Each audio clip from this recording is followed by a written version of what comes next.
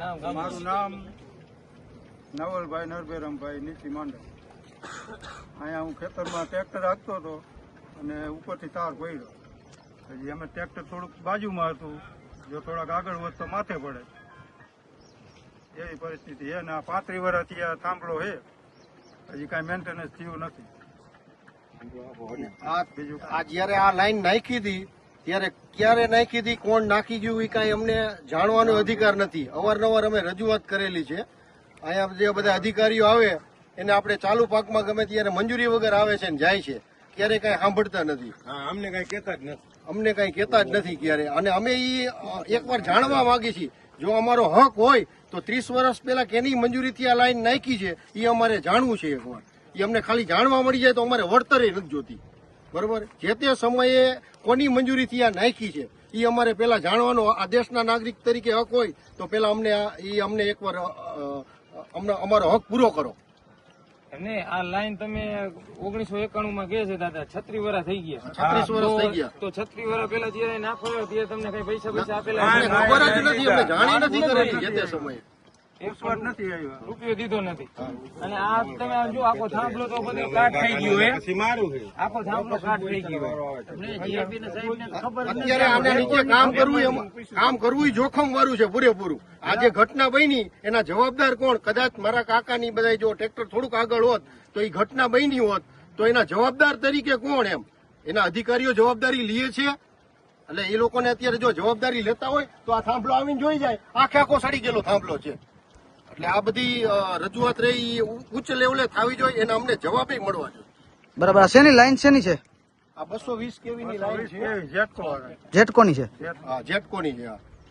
ભીમાસરથી ચરાવડા લખેલું છે લાઈન ઉપર, એની લાઈન છે. હવે 35-36 વર્ષ થઈ ગયા લાઈન ના. તમે તાર બાર જુઓ તો ખબર પડે. હાવ સમજાણું?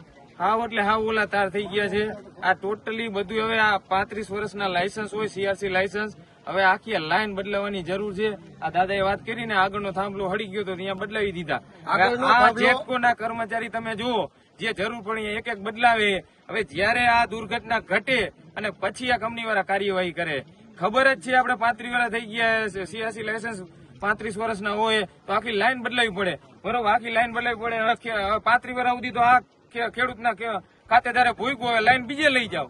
35 વર્ષ આ ખેડૂતે જોખમ લીધું હોય, લાઈન બીજે લઈ જાવ તમે. પહેલી વાર નાખી તો અહીંયા કઈ વળતર દીધું નથી, તો બીજી વાર નાખી ગયા તો એનું વળતર તો અમને કઈ મળ્યું નથી. અને પાકમાં અવારનવાર નુકસાની કરીને જાય છે. 90ની સાલમાં નખાણી, 1990 તમારું નામ ને ગામનું નામ? મારું નામ મનસુખભાઈ કેશવજીભાઈ સોરિયા, ઊંચી માંડલ. મારું 45 વીઘાનું ખેતર છે. એમાં નાખી ગયા લાઈન અમને કાંઈ વળતર આપ્યું નથી. અને આ લગભગ 90ની સાલમાં નાખેલી છે. અને હવે થાંભલાય બધા હળી ગયા.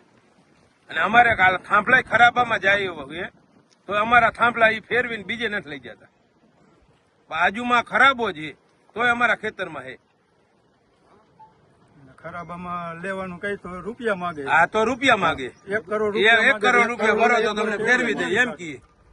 અમારી માલિકીની જમીન 1 કરોડ નથી દેતા તો એને. અને અમે આજ 10 વર્ષથી આ વેચવા કાઢ્યું. 40 લાખની વીઘો જમીન છે, અત્યારે 10 લાખે કોઈ દેતું નથી. 40 લાખ કેવી રીતે? બાજુમાં ઇન્ડસ્ટ્રી છે એટલે બાજુમાં ઇન્ડસ્ટ્રી વાળા 40 લાખનો વીઘો લીધેલી. હા, બરોબર. અમને 10 લાખ રૂપિયા કોઈ દેતું નથી આ તારના હિસાબે. આમ જોવો ને, 40 વીઘા ભાઈ નું, 45 વીઘા મારું, 100 વીઘા જમીન. 20 વીઘા બીજાનું. આ ત્રણેય બાજુ કારખાના આખો વિસ્તાર કેવાય ને ઔદ્યોગિક છે. તમે જુઓ કાકા ને આ તાર ને થાંભલા હિસાબે ખેતર વેચાતું નથી. આ સિચ્યુએશન છે ભાઈ. એટલે 56 લાખ ખેડૂતો સમજી જાઓ. અત્યારે આપને એમ લાગે કે MRC કમિટીમાં બહીન બરોબર જે પ્રશાસન ને કલેક્ટર સાહેબ એમ કે 2 ગણું બજાર કિંમત નું 58 લાખ આપે ને અમુક ને એમ કે 63 લાખ આપે. બરોબર, આ ભવિષ્યમાં તમને કેવડી નુકસાની આવશે. જુઓ, આ 40 લાખ રૂપિયા વીઘે ખેતર વેચાય છે. આ તાર કાકા કે ને 10 લાખમાં કોઈ લેવા હા રાજી લેવા નથી. રાજી નથી. આ વીઘે 30 લાખની નુકસાની કોણ ભોગવે? આ 40 વીઘાનું ખેતર હે. 100 વીઘા હા, 40 આ 40 બધાય ઓલું. થઈને 100 વીઘા. આ ટોટલ 100 વીઘાનું ખેતર હે. આ કેવડી નુકસાની ગણો તમે? તો આ સરકાર જે વાતો કરે છે કે આ ખેડૂતને ફાયદો કરી દીધો, એવડું વળતર કી એવડું વળતર આપે, એ બધું સાચું કે ખોટું? ખોટું. તો ખોટું તદ્દન. આવું નથી એટલું. બાકી તો કોણીએ ગોર ચોવડવા જેવું છે. હજી કોઈને દીધા નથી, આપી એમ કીએ પણ દીએ તો ખબર પડે ને.